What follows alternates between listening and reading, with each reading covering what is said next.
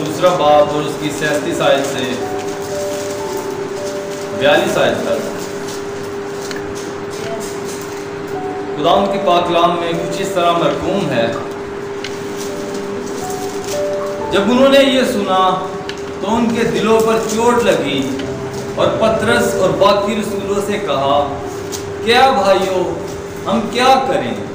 پطرس نے ان سے کہا کہ توبہ کرو اور تم میں سے ہر ایک اپنے گناہوں کی معافی کے لیے یسوع مسیح کے نام پر بپتسمہ لے تو تم روح القدس انعام میں پاؤ گے، اس لیے کہ یہ وعدہ تم اور تمہاری اولاد اور ان سب دور کے لوگوں سے بھی ہے جن کو خداوند ہمارا خدا اپنے پاس بلائے گا۔ اور اس نے اور بہت سی باتیں جتا جتا کر انہیں یہ نصیحت کی کہ اپنے آپ کو اس ٹیڑھی قوم سے بچاؤ۔ بس جن لوگوں نے اس کا کلام قبول کیا انہوں نے بپتسمہ لیا، اور اسی روز 3000 آدمیوں کے قریب انہیں مل گئے، اور یہ رسولوں سے تعلیم پانے اور رفاقت رکھنے اور روٹی توڑنے اور دعا کرنے میں مشغول رہے۔ خداوند کے پاک کلام کے پڑھے اور سنے جانے پر خداوند کی خاص برکت ہو۔ خداوند کا شکر۔ وہ سب اپنی جگہ پر بیٹھ سکتے ہیں۔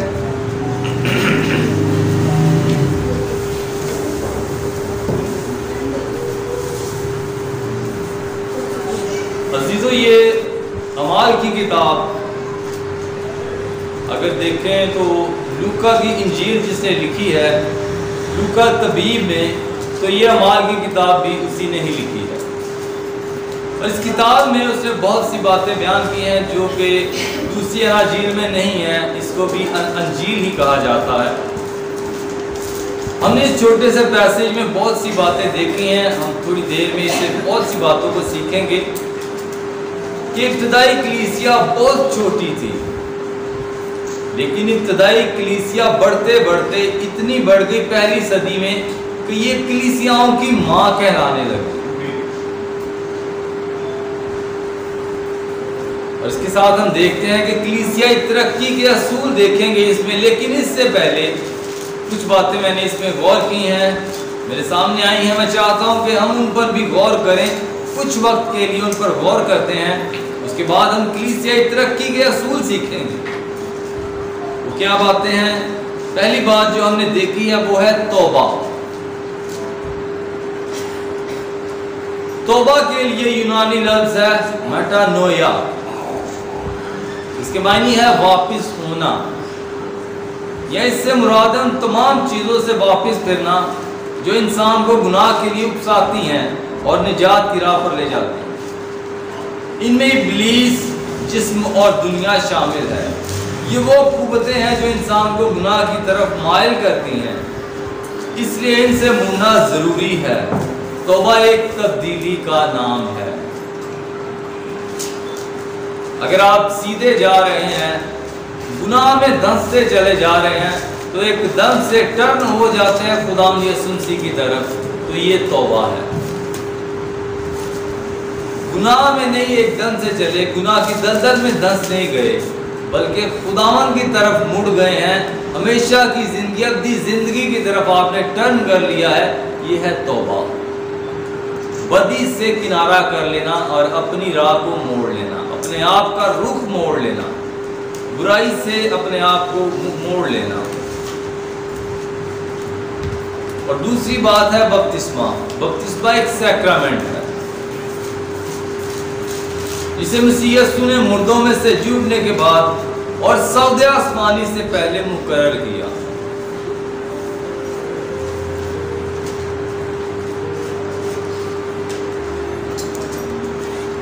بپتسمہ کے لیے یونانی لفظ بیپٹیزو استعمال ہوا ہے۔ بپتسمہ کا مطلب ہے ڈوب جانا، رنگنا، داخل ہو جانا، شامل ہو جانا یا شمولیت اختیار کرنا۔ بپتسمہ خداوند مسیح کی موت اور اس کی قیامت میں شامل ہونے اور مسیح کے بدن میں شامل ہونا ہے۔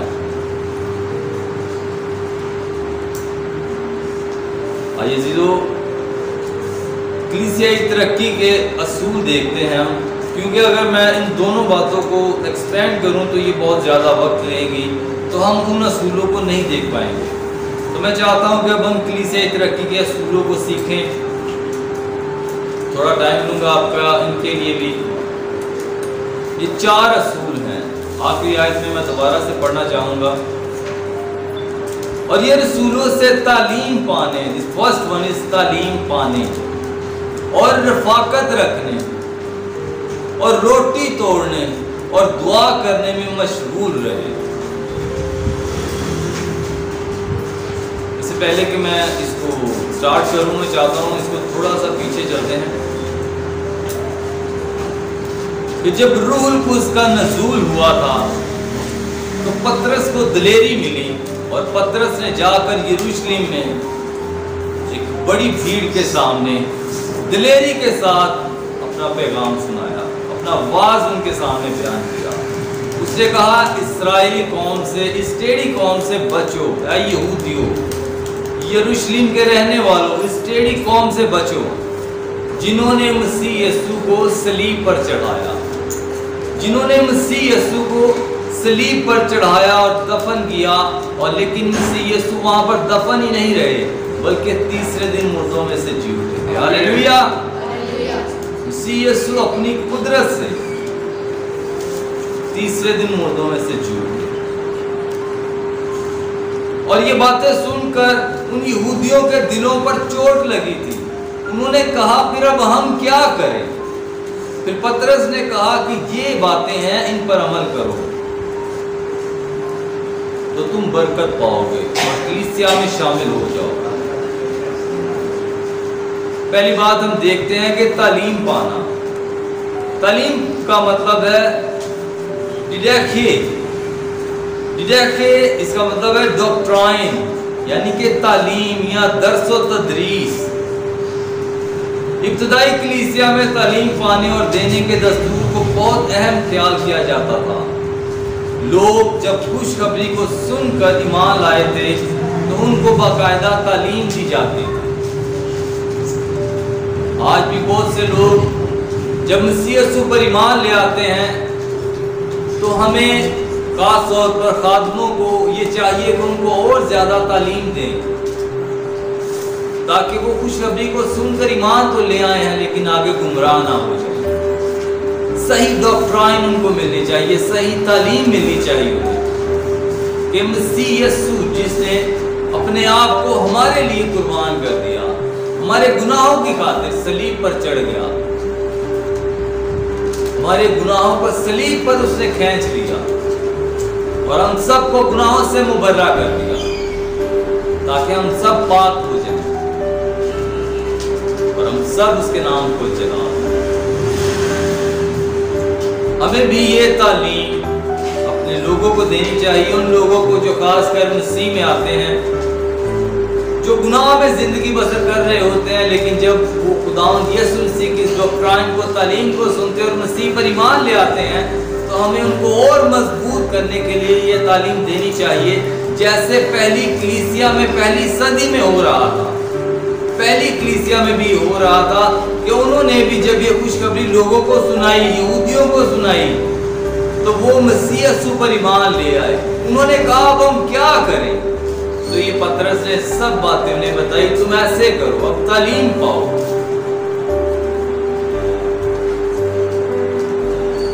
اس سے یہ کلیسیا ترقی کرتی گئی، اور آج بھی کلیسیائی ترقی کے لیے تعلیم پر زور دینا بہت ضروری ہے۔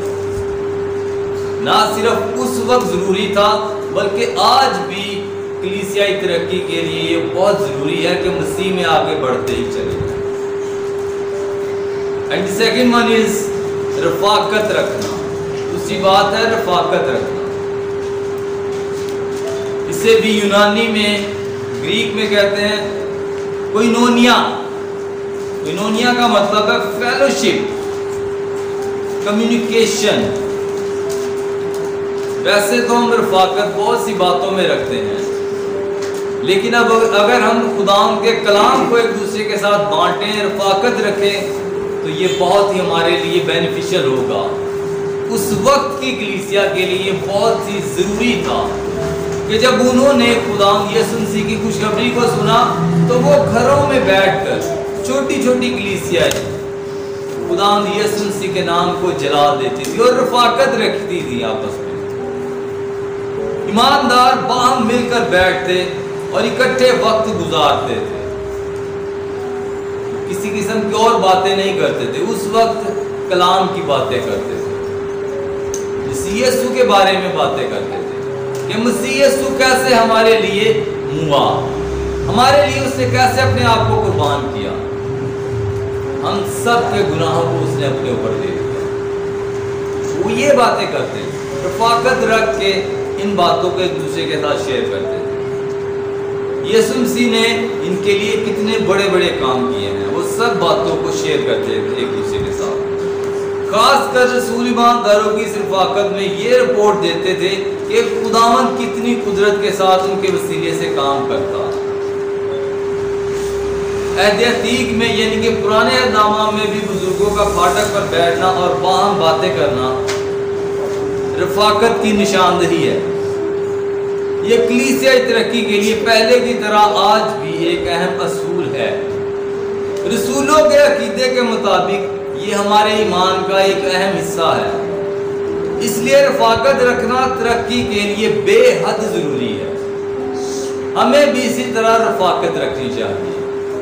نہ صرف اس وقت کی کلیسیا کے لیے ضروری تھا بلکہ آج ہمیں بھی یہ کمپلسری ضروری قرار دیا گیا ہے کہ ہمیں بھی رفاقت رکھنی چاہیے.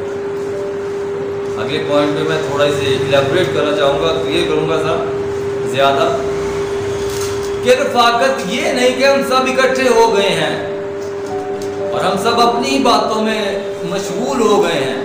رفاقت اس طرح رکھے کہ آپ دعا کریں, ایک دوسرے کے ساتھ مسیح یسوع کی خوشخبری کو بانٹیں اور ایک دوسرے کے ساتھ ان باتوں کا بیان کریں کہ مسیح نے میرے لیے کیسے بڑے بڑے کام کیے. ہر ایک کی زندگی میں خداوند یسوع مسیح بڑے بڑے کام کرتا ہے. ایک سسٹر ابھی آج آئے نہیں ہیں, میں ایک چھوٹی سی گواہی ان کی دینا چاہوں گا. کل میں جب وزٹ کر رہا تھا ان کے گھر میں تو انہوں نے یہ بات کہی تھی کہ پاسٹر صاحب آپ کی دعاؤں کے وسیلہ سے میرے ہسبینڈ 9 سال کے بعد میرے ساتھ دعا میں بیٹھے. 9 سال کے بعد تو مجھے بڑی خوشی ہوئی. یہ میں نے نہیں کچھ کیا, میں نے تو ان کے لیے صرف دعا کی تھی. میں نے ان کو یہ کہا کہ آپ دونوں میاں بیوی مل کر بیٹھو, اس طرح کی باہمی رفاقت رکھو تو آپ کے سارے جوئے بندھن ٹوٹیں گے اور خداوند آپ کو بلیس کرے گا. تو آج تو وہ آئے نہیں, لیکن میں نے اس لیے شیئر کر دی گواہی کہ آپ سب کو بھی اس کا پتہ چلے کہ خداوند ہماری زندگیوں میں واقعی بڑے بڑے کام کرتا ہے. کہ یہ بہت بڑی بات ہے کہ وہ کہتے ہیں کہ 9 سال کے بعد ہم نے کبھی اکٹھے بیٹھ کے دعا نہیں کی. 9 سال پہلے شاید کی ہو, لیکن آج یعنی کہ پچھلے ہفتے وہ کہتی آپ نے دعا کی ہمارے لیے اور میں اور میرا ہسبینڈ دونوں 9 سال کے بعد اکٹھے بیٹھ کر دعا کرنا شروع ہو گئے ہیں. ہاللیلویا, ہاللیلویا.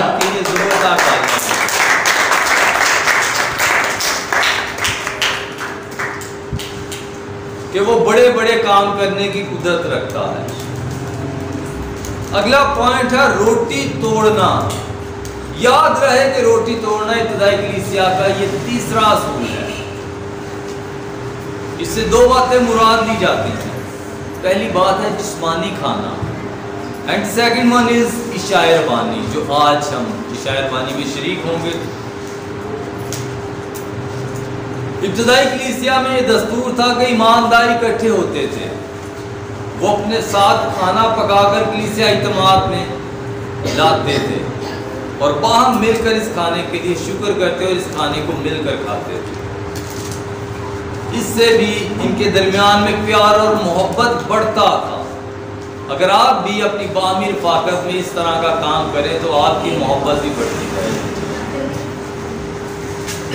جب فاسٹنگ کے دن تھے تو بلیو می حقیقت یہ بات ہے کہ جب اکٹھے بیٹھ کر کھانا کھاتے تھے, کھانے میں شریک ہوتے تھے تو ہماری باہمی رفاقت بڑھتی جا رہی تھی. لیکن ہم چاہتے ہیں کہ وہ باہمی رفاقت صرف روزوں تک ہی نہ رہے ہم اس رفاقت میں اور بڑھتے چلے جائیں. ہم ایسے کوئی نہ کوئی دن مقرر کریں تاکہ ہم باہمی رفاقت رکھیں. ہم سب مل کر رفاقت میں شامل ہوں. روٹی توڑے روٹی میں کھائیں, جسمانی خوراک کھائیں, اور عشاء بانی میں تو ہم شامل ہوتے ہی ہیں, اور جسمانی جو خوراک ہے اس میں بھی شامل ہوں, تاکہ ہم صرف جسمانی خوراک ہی نہ کھائیں بلکہ روحانی خوراک بھی ساتھ ہی ملتی ہے ہمیں. ایک دوسرے کے ساتھ خدا کا کلام بھی ہم شیئر کرتے ہیں اس وقت میں, اور اس کلام کے ساتھ دعائیں بھی ہوتی ہیں. ایک دوسرے کے لیے ہم برکت چاہتے ہیں, تو اس وقت میں بھی ہماری باہمی رفاقت بڑھتی جاتی ہے.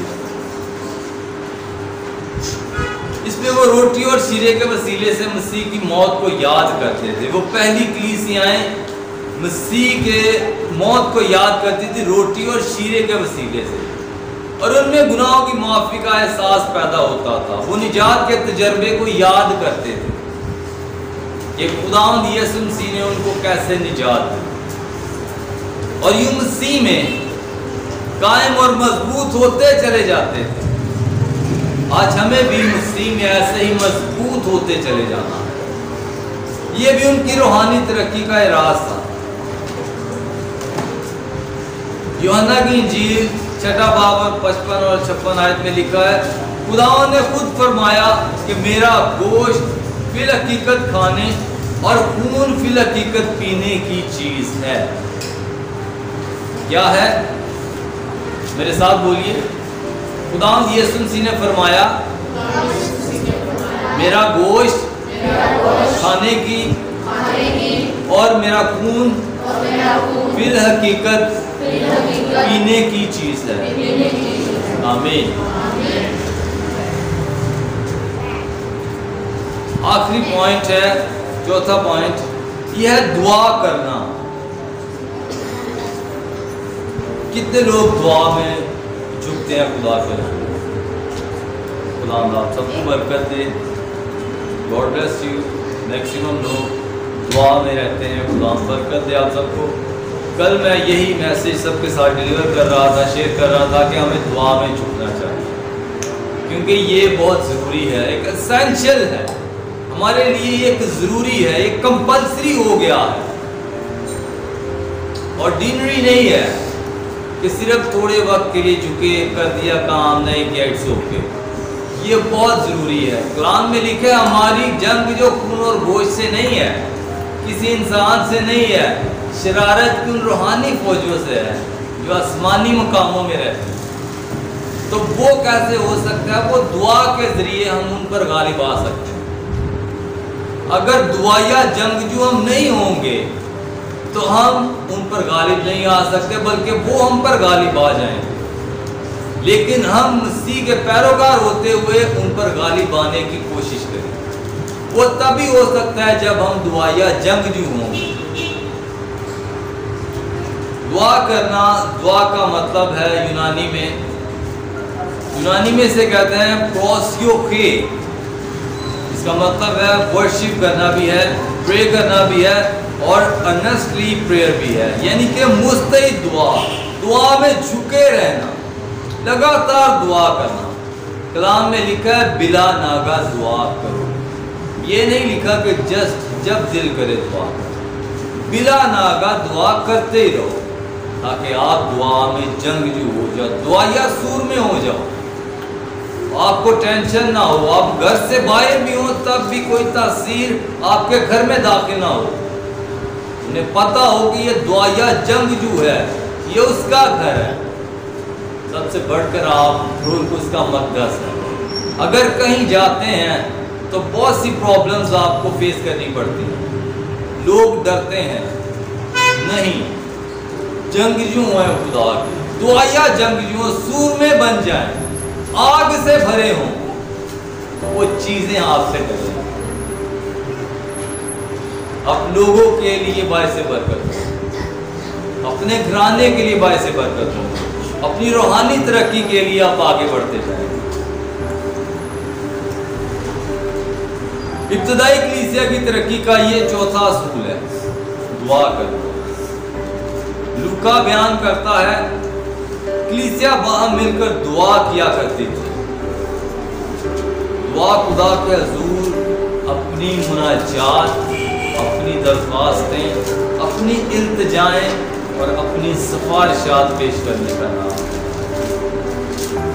ابتدائی کلیسیا دعا پر زور دیا کرتی، وہ کیوں زور دیتے تھے؟ کیونکہ انہیں پتا تھا کہ اگر دعا پر زور دیں گے، دعائیا سورما بن جائیں گے، تو وہ خداوند مسیح میں آگے بڑھتے جائیں گے۔ دعا ہی وہ روحانی ہتھیار تھا ان کے پاس۔ کل میں جو کلام شیئر کر رہا تھا تو یہ بھی بات میں بتا رہا تھا، کلام میں لکھا ہے بدی کے عوض بدی نہ کرو۔ بدی کے عوض ہم نے بدی نہیں کری، تو وہ برکت ہے۔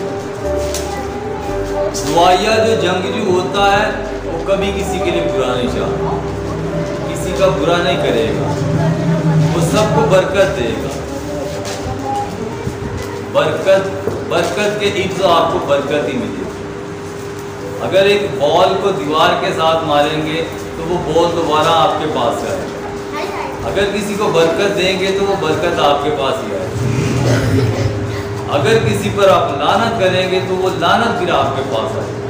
لیکن ہمیں برکت کو ریسیو کرنا ہے۔ دعا میں جھکیں تو خداوند آپ کی زندگیوں کو چینج کرے گا۔ آپ کی زندگیاں دعائیا ہو جائیں گی۔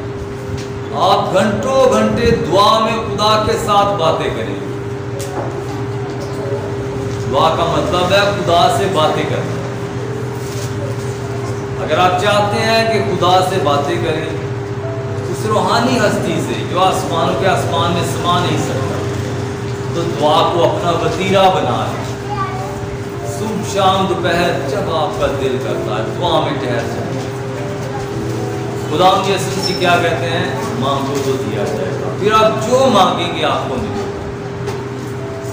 آپ کے گھر میں برکتیں ہی برکتیں ہوں، بلیسنگز ہی بلیسنگز۔ خدا کا فضل آپ کی زندگی میں ٹھہرے گا۔ لیکن یہ کب ہوگا؟ جب دعائیا جنگجو ہوں گے، اپنے لیے، اپنے گھرانے کے لیے، اپنی فیملی خاندان کے لیے باعث برکت ہوں گے۔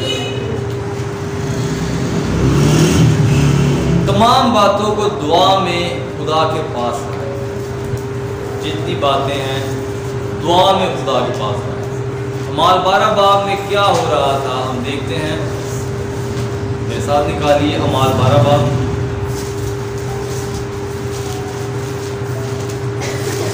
خدا بڑے عجیب کام کرتا ہے انسان کی زندگی میں، لیکن ایمانداری کے ساتھ خدا کے ساتھ چلنے کی ضرورت ہے۔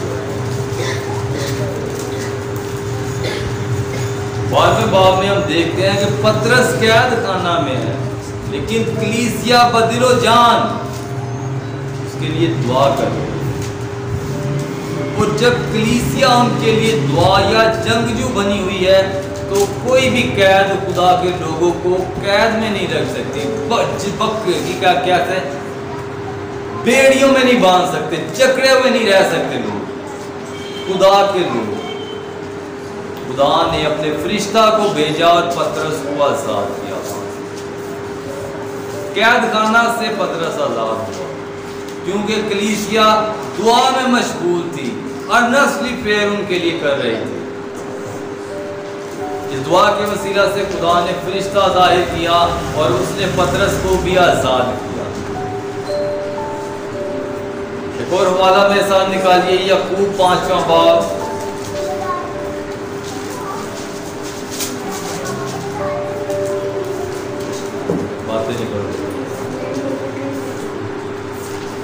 یعقوب 5واں باب اور اس کی 13 اور 14 آیت۔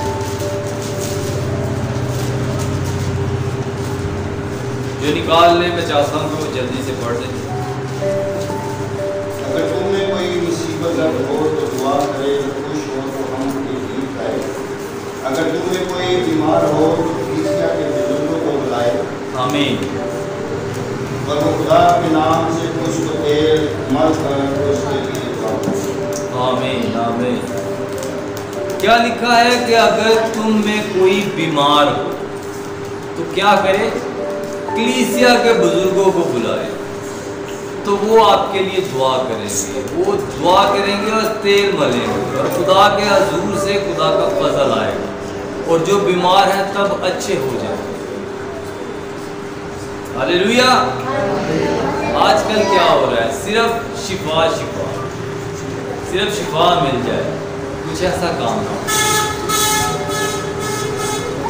کچھ مشقت انسان خود بھی نہیں کرتا، کچھ مشقت خود بھی کرنی پڑتی ہے، ہمیں دعا میں جھکنا پڑتا ہے، لیکن لوگ ایسا نہیں کرتے۔ لوگ کہتے ہیں کہ دوسرا بندہ ہی کر دے تو میں ایسے ہی ٹھیک ہو جاؤں۔ میں نے بہت سی جگہوں پہ ایسے دیکھا ہے، وہ کہتے ہیں پادری صاحب آپ دعا کر دیں ہمارا کام ہو جائے بس۔ اور ایک خادم مجھے بتا رہا تھا، اسے ایک شخص نے کہا کہ پادری صاحب میرے پاس اتنا ٹائم نہیں ہے کہ میں یہ سارے کام کر سکوں، کہ اپنا جو تیل وغیرہ لے کے آیا ہوں اور یہ صرف آپ دعا کر دیں تو میں دعا سے ٹھیک ہو جاؤں۔ میرے پاس اتنا وقت نہیں ہے کہ میں اپنے جسم پر تیل ملوں، سر پہ لگاؤں، یا جدھر بھی پین ہے ادھر لگا سکوں۔ میں اتنا کام میں بیزی ہوں، صرف میرے لیے آپ دعا کریں میں تب بھی ٹھیک ہو جاؤں۔ تو انہوں نے کہا کہ بھائی جی یہ کام جڑا تسی اے کرنا ہے نا، یہ بھی تسی رہن دو، بھی میں کر دیا گا۔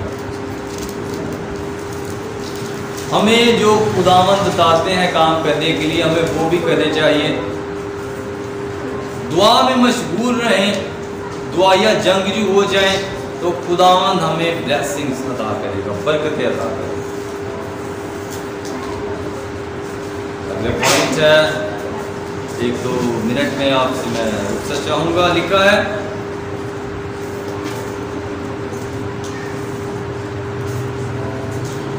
دعا یہ آسمان کی ایک کنجی ہے جو ہر طرح کی رکاوٹوں کے تالوں کو کھول سکتی ہے، اور جو گولڈن لنڈ سے ہے خدا کا خادم جو گزرا ہے، اس سے لکھا ہے کہ دعا ناممکنات کی چابی ہے۔ دعا کیا ہے؟ ناممکنات کی چابی ہے۔ اگر کوئی کام آپ سے نہیں ہو رہا تو خدا وہ کرنے کی قدرت رکھتا ہے، آپ دعا میں جھک جائیں، خدا وہ سب کچھ کر دے گا۔ آئیے اپنی آنکھوں کو بند کیجیے، اپنے سروں کو جھکائیے،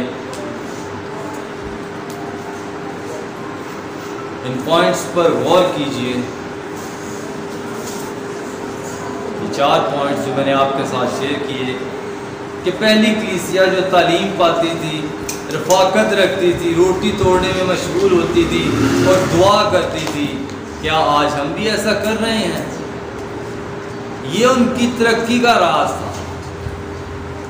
پہلی صدی کی یہ چھوٹی سی کلیسیا تھی، چند لوگ تھے، یہ چند لوگ ہی بڑھتے بڑھتے اتنی بڑی کلیسیا ہوئی کہ وہ کلیسیا ان کی ماں کہلانے لگی۔ آئیں عزیزو، اگر ہم بھی ابتدائی کلیسیا کی طرح کلیسیائی طور پر ترقی کرنا چاہتے ہیں تو ہم بھی ان اصولوں کو اپنی زندگی میں اپنا لیں اور ہم بھی اسی طرح مسیح یسوع میں ترقی کریں۔